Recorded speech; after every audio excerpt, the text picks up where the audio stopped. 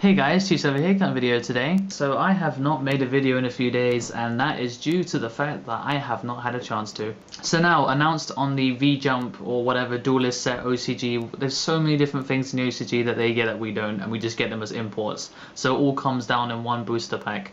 However, for them, they get it in all these little nice little packs. Coming later in the year, not next year, but sometime Christmas time or something like that, they get the Duelist set Lightsworn Judgment, and they also get the Duelist set Geargia Judgment, or whatever it's called. Both archetypes get their brand new support, and I have to say the support, after looking at them, is not going to do anything. There's only one card out of both of the different Duelist sets. Out of one card I can imagine it being effectual. We don't know what two of the cards do yet. The Geargia, the brand new Xyz monster that requires 2 level 3s, or the Lightsworn one, which is a level 7, and I'm pretty sure it requires a Lightsworn non-tuner or something like that to keep it specific, so it can have a broken effect but not be abusable. Anyway, the Lightsworn stuff, so they get their level 7 synchro, and it's like, okay, so how are they going to summon this thing, because there's no way to summon it realistically in the deck unless you have to like use 3 monsters or something like that, or you have to just start using random things like Veiler, but no one's going to use that,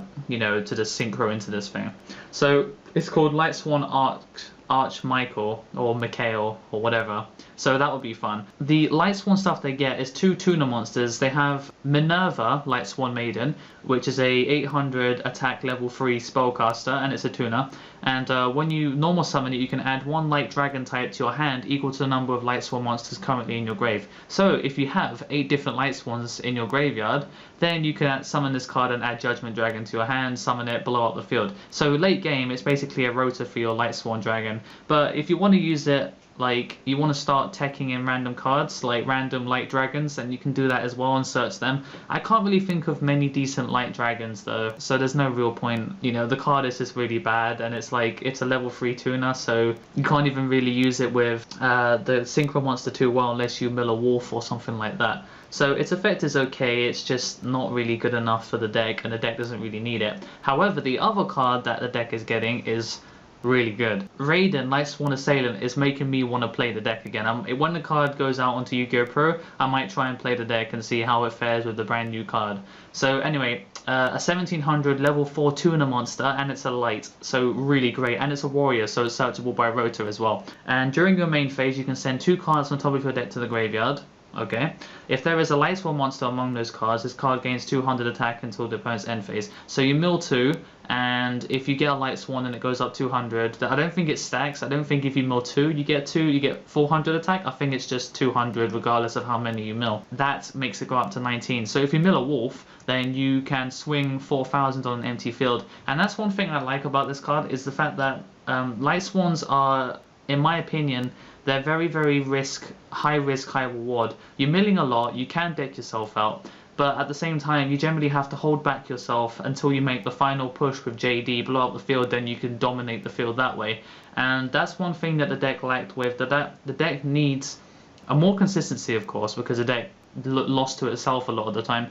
However, Raiden allows you to summon it, mill a wolf by its effect on your main phase, and then during a battle phase you can swing for 4,000 straight up, and you don't even have to use many cards in hand. Just one card, then you go swing for half their life points. It's doable. When it happens, it's like, wow, this card's actually got something. And then in your main phase 2, you've actually got a level 4 tuner and a level 4 normal monster to actually synchro into a Stardust or synchro into a Crimson Blade or whatever you want to do. Tuner, and it boosts itself up. And during the end phase, you can send 2 top cards of the deck to the grave.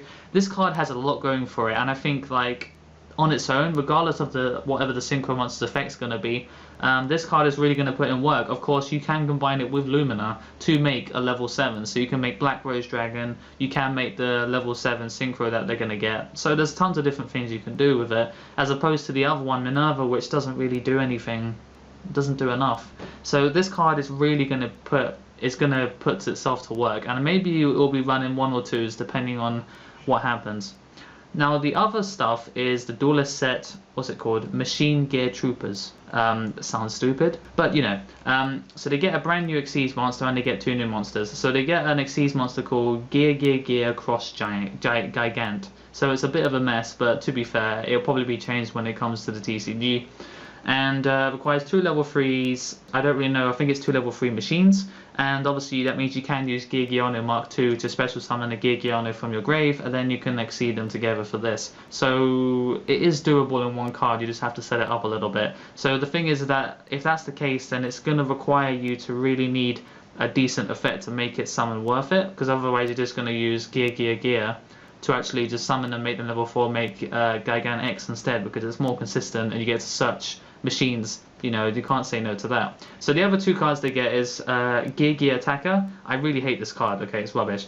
Level 4, 1900 attack, 100 defense. It's basically the same as Gear Armor. Same thing where you flip it up, flip it down, you can flip it up and down, you know, multiple times. And when it's flipped face up, you can destroy a number of spell or trap cards on the field equal to the number of Gear monsters that you control except this card. You can get this card flipped up, or you can summon it into attack mode, do some attacking with it, and then you can special summon a Giggy Accelerator, or you can summon the second one as well. So you have 3 Giggers on the field, or 2 or whatever, and then you flip it down, flip it up again, and then you blow up 2 of their back row. But that sucks, really. It really does suck. Giggers don't really need a way to destroy back row. They go back row heavy, and they don't really need a way to kill back row. It doesn't really matter, you know.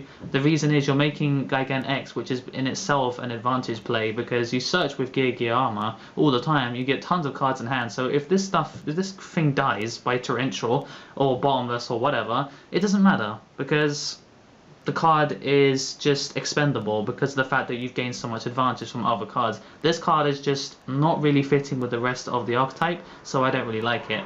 And Geargia Mark III, or Geargia Mark III, when this card is special summoned by the effect of a Geargia card, whether it be Gear or Geargia Mark II or whatever, you can special summon 1 Geargia monster except Geargia Mark III in face-up defense position. So you special summon it with Gear, special summon this card with its effect, then you activate this card's effect and special summon another one from the grave, so you can go into a rank 4 that needs 3 materials like Shockmaster. Oh wait, you can't do that, it's banned, so there's nothing to summon with it, and you're not going to play Ouroboros in Gears because you're never going to go into it, there's no point, so it's not really needed. You know, the card doesn't do anything. So that's it, that's my opinion on the 6 cards, and the only decent one which I really like is Raiden.